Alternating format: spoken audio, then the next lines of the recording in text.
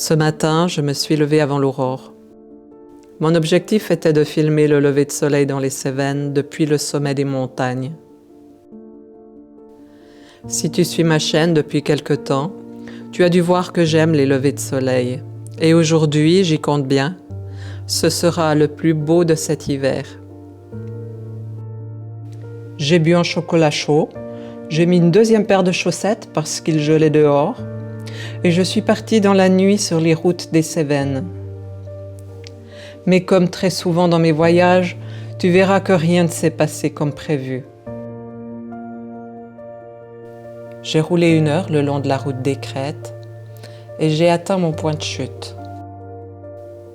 J'ai alors entamé la marche. Le terrain était rocailleux et mon sac à dos bien chargé. Dans l'effort, je ne sentais plus le froid et c'est comme ça que j'ai marché le long des Crêtes.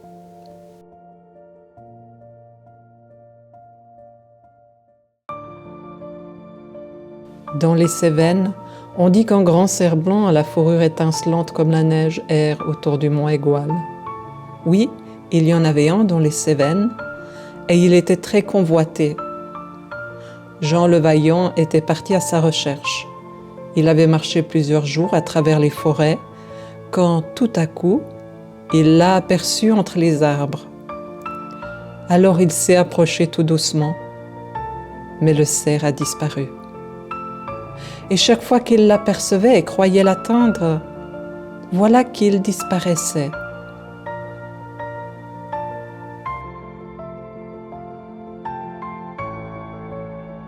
Pour moi aussi, à chaque détour du sentier, je pouvais voir que j'y étais presque.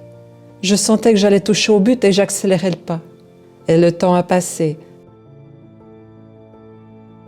Finalement, j'y suis arrivée au sommet de la plus haute des crêtes.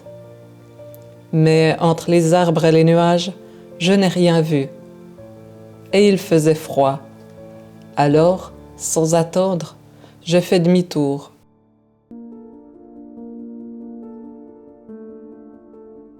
C'est en me retournant que j'ai pu admirer le chemin parcouru. Avec l'arrivée du jour, j'ai découvert un paysage accidenté, des précipices rocheux et de magnifiques vues sur les Cévennes.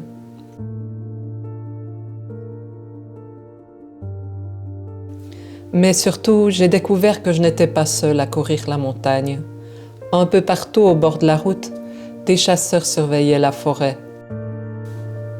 Mais avant de croiser les chasseurs, ce sont les sangliers eux-mêmes qui m'ont prévenu du danger. Je m'étais arrêtée dans un village pour lire la carte quand tout d'un coup un sanglier très pressé est passé juste devant ma voiture. Il avait traversé le village en plein jour et monté en direction de la montagne pour échapper à la battue. Jean le Vaillant est le dernier à avoir vu le cerf blanc des Cévennes. Lorsqu'ils se sont rencontrés au sommet de l'Égual, on raconte qu'ils se sont regardés droit dans les yeux et que Jean est rentré chez lui sans son trophée, mais apaisé, réconcilié. Finalement, moi aussi, je suis arrivée à la maison et je vais te montrer mon lever de soleil parce que c'est depuis chez moi que j'ai pu l'admirer.